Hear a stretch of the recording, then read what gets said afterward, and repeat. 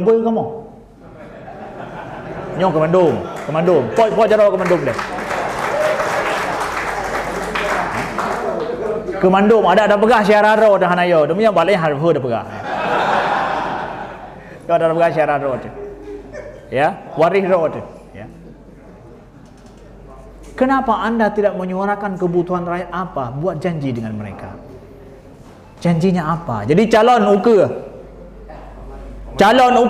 Hai, calon water nak tunjuk. Lihat kebutuhan rakyat apa, suarakan. Walau daun lemah, tapi rakyat berkuasa. Hatinya ingin disuarakan apa? Menang Syaralun. Amin. Oh, amin mandum ya. Menang, amin. Hai doa